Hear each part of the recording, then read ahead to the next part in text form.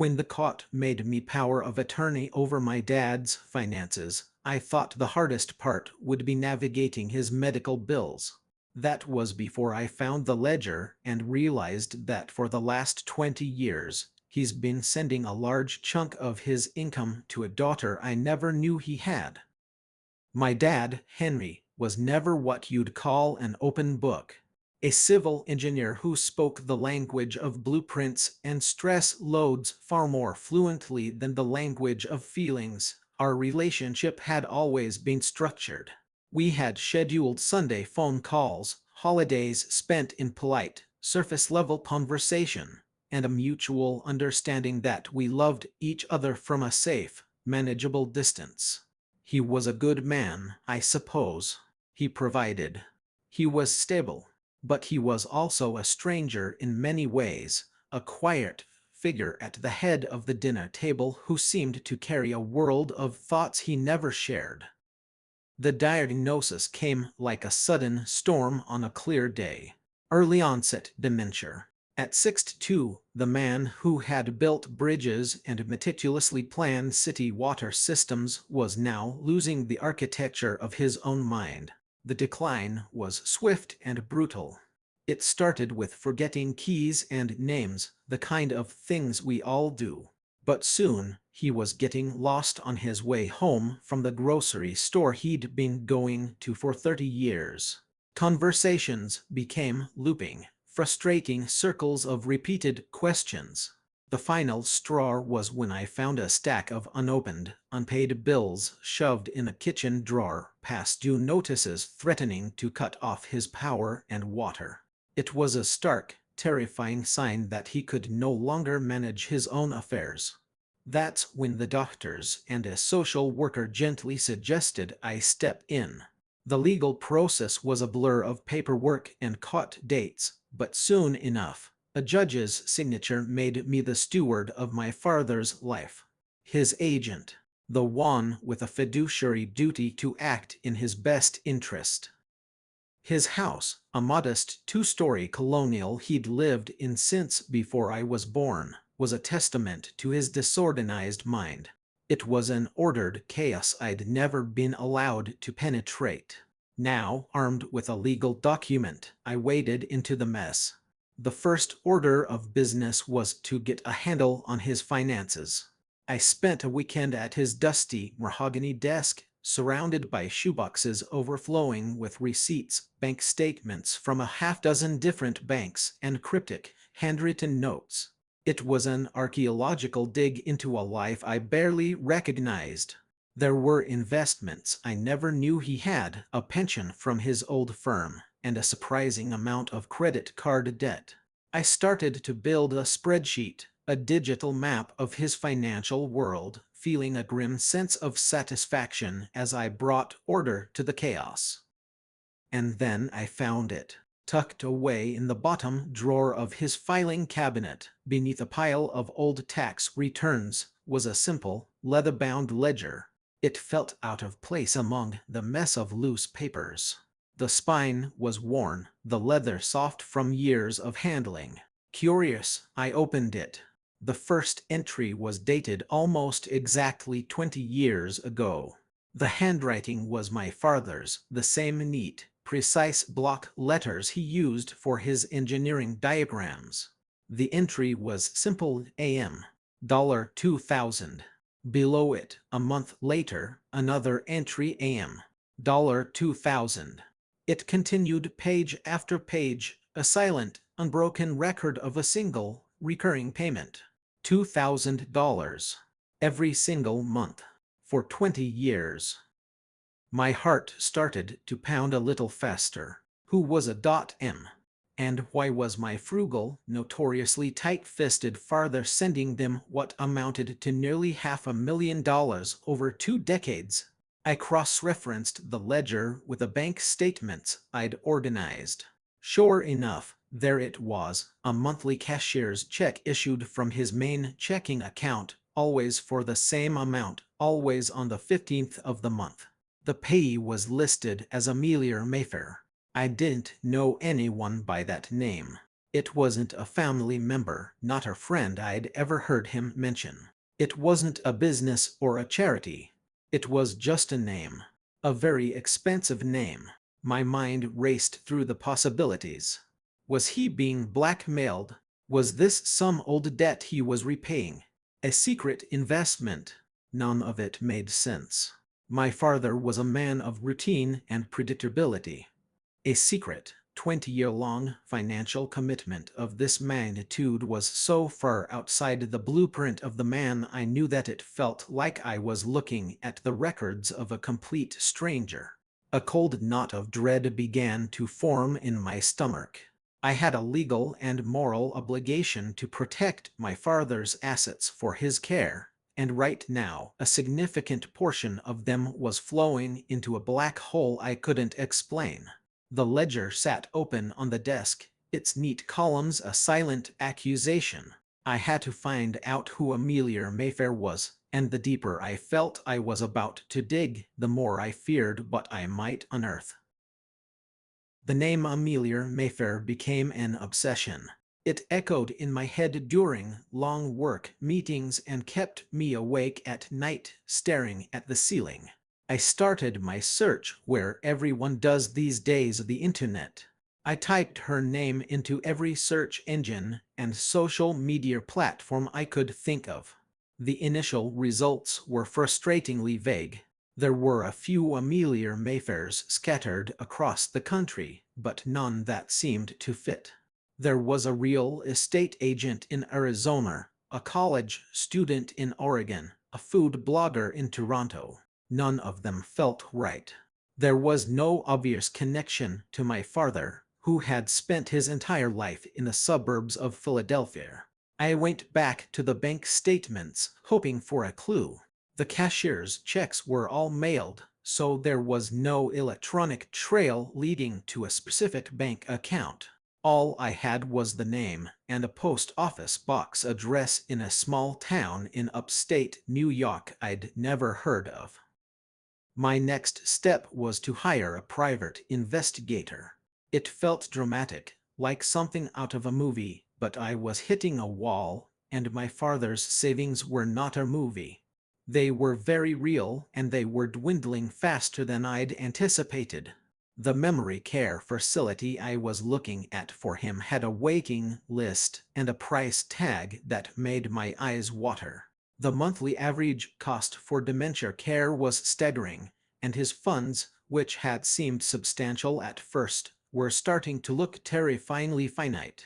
Every $2,000 check that went out to Amelia Mayfair was money that couldn't go toward the round-the-clock care he was increasingly going to need.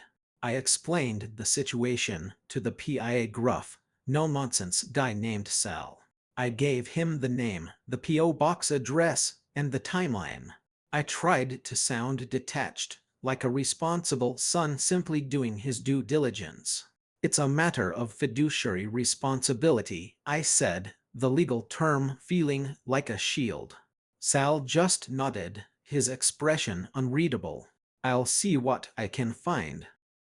While Sal did his work, I spent my weekends at my dad's house, continuing to sort through his life. The more time I spent there, the more the man I thought I knew seemed to dissolve. In a closet in his study, buried under a pile of old blankets, I found a small wooden box. It wasn't locked. Inside, nestled amongst some old army medals and a dried corsage, was a small stack of photographs held together by a brittle rubber band. My hands trembled slightly as I slipped it off. The photos were of a woman I didn't recognize. She was beautiful, with dark, curly hair and a smile that seemed to light up the frame. In a few of the photos, she was with my father. They looked young, happy, and very much in love. He had his arm around her, a genuine, unforced smile on his face that I rarely saw in my own childhood photos. On the back of one picture, in my mother's familiar cursive, was a single, venomous word, a homewrecker. My blood ran cold. My parents had divorced when I was 10. It was messy and painful, as all divorces are, but the reasons had always been vague. "We just grew apart," was the official line. I never questioned it. Now, holding this picture, a whole new, unspoken history began to unfurl in my mind. Sal called me a week later. "Got something for you," he said, his voice flat. "Amelia Mayfair is 21 years old. Lives in a small apartment in Ithaca, New York. No criminal record. Works part-time at a local library. Pays her rent on time. Quiet girl, by all accounts." I held my breath. "Is there anything else?" "Yeah," Sal said, a slight pause hanging in the air. "Her mother's name was Sarah Mayfair. Passed away from cancer about 5 years ago." Sarah. I sifted through the photos in the wooden box again. On the back of the last one, a picture of the dark-haired woman holding a newborn baby, was an inscription in my father's handwriting: "My Sarah and Amelia. May 2004. The air left my lungs in a rush. I sank into the chair at my father's desk, the pieces clicking into place with a horrifying, gut-wrenching certainty. Amelia Mayfair. A.M. She was 21. The payments had started 20 years ago. My father had an affair. He had another child, a daughter, a half-sister I never knew existed. The secret wasn't blackmail or a debt. It was a person. It was family. The monthly $2,000 payment wasn't a mystery to be solved, it was child support. It was a lifeline he had secretly extended for 2 decades, a silent promise to a daughter he couldn't publicly claim. And now, the responsibility for that promise, for that secret, had fallen squarely and heavily onto my shoulders. The moral weight of the situation was crushing. This wasn't just a line item on a spreadsheet anymore. It was a young woman whose entire livelihood was unknowingly in my hands. The discovery changed everything. The neat columns of my spreadsheet, my detached sense of fiduciary duty, it all felt like a sham. This wasn't about numbers anymore, it was about a person. A sister. My sister. I spent hours online, piecing together a ghost. Amelia's digital footprint was faint, just as Sal had said. She had a private social media profile with only a handful of pictures visible. One was of her standing in front of a waterfall, her smile bright and genuine, so much like the woman in my father's hidden photos. Another was a picture of a bookshelf, crammed with well-loved paperbacks. She was a literature major at the local community college. She liked hiking and old movies. These small, mundane details made her terrifyingly real. She wasn't an abstract financial problem. She was a young woman building a life funded by a man she may or may not have ever known, a man who could no longer even remember her name. I tried to talk to my dad about it. It was a desperate, foolish hope. I visited him at the assisted living facility he'd recently moved into. He was having a good day, one of the nurses told me. He was lucid. I sat with him in the sterile, sunlit common room, a half-finished puzzle of a barn on the table between us. "Dad," I started, my voice unsteady. "I was going through some of your old papers, and I found some pictures of a woman named Sarah." His eyes, which had been vacantly watching a TV in the corner, flickered with something. A spark of recognition, or just confusion. "Sarah," he repeated, the name a strange shape in his mouth. He looked at me, his gaze unfocused. "Did she call?" I need to sign the papers for the bridge." And just like that, he was gone again, lost in a memory from 30 years ago. The brief window had slammed shut. There would be no answers from him, no confirmation, no guidance. I was completely on my own. The pressure mounted from all sides. The facility's business manager called. a polite but firm woman named Brinder. Mr. Hayes, she said, her voice dripping with practiced sympathy, I'm calling about your father's account. We need to discuss the plan for his long-term care. The private room in the memory wing will be opening up next month, and as you know, the cost is significantly higher. The number she quoted was astronomical, nearly double what he was paying now. It was the best place for him, with specialized staff and better security, but it would drain his savings in a matter of a few years. I pulled up my spreadsheet. With his pension and social security, and after paying the facilities fees, there was very little left over. Certainly not enough to continue paying $2,000 a month to a stranger, a sister, in New York. I felt like I was being pulled apart. My legal duty as power of attorney was crystal clear: preserve my father's assets for his care. Cutting off the payments was the logical, responsible thing to do. It was the decision any financial advisor or lawyer would tell me to make. Abandoning a 20-year commitment made by my father when he was of sound mind, however, felt like a profound betrayal. It was a promise he had kept faithfully and secretly for her entire life. Who was I to break it? He clearly wanted to support her. He had a moral obligation to her, and now, didn't I inherit that obligation? I imagined Amelia getting her mail, waiting for the check that always came on the 15th. I imagined her panic when it didn't arrive. Would she lose her apartment? Have to drop out of school? The thought made me sick to my stomach. This single decision had the power to completely derail her life, and she wouldn't even know who was responsible.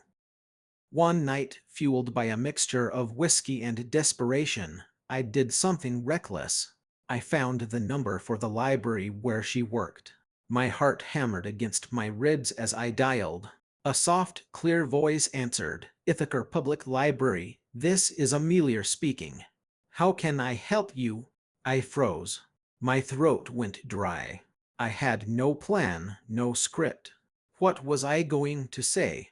"Hi, you don't know me, but our dad is dying and I need to decide if I'm going to cut you off financially." Hearing her voice, so calm and unsuspecting, made the whole situation feel monstrous. I couldn't do it. I stammered something about looking for a book and hung up, my hands shaking. The 15th of the month was in 3 days.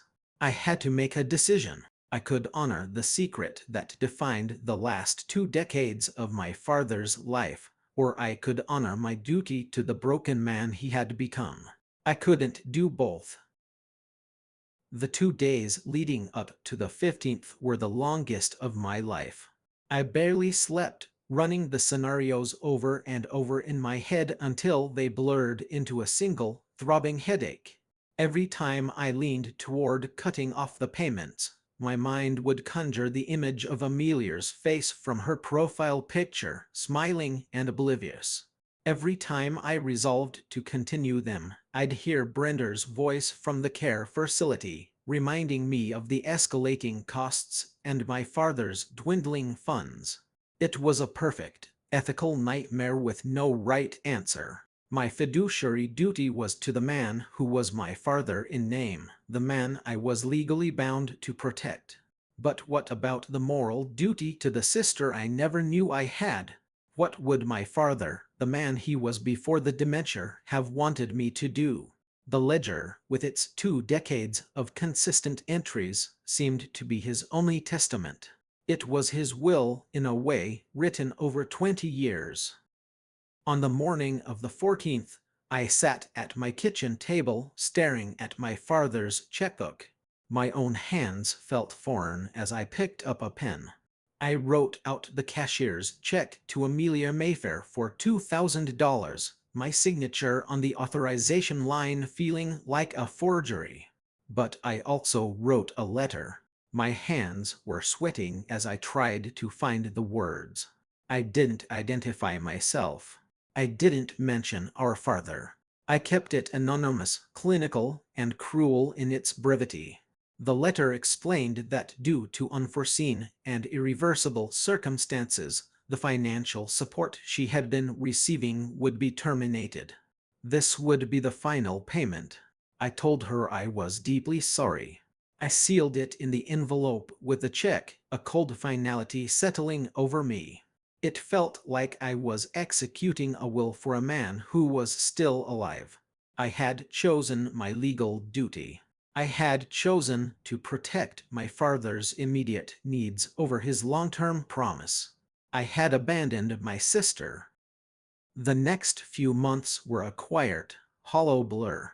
I moved my dad into the memory care wing.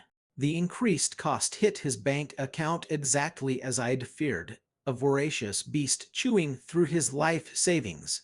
But he was safer there. The nurses were kind. Sometimes, when I visited, he would look at me with a glimmer of recognition and smile, and for a fleeting moment, the crushing weight of my decision would feel justified. I tried not to think about Amelia. I blocked her name from my search history. I told myself she was resilient, that she would find a way. I told myself she was an adult, and that my father had already given her more than many fathers ever do. They were all lies I told myself to get through the day. About 6 months later, a letter arrived at my dad's old house, which I was in the process of cleaning out to sell. It had been forwarded by the post office. The return address was from Ithaca, New York. My breath caught in my throat.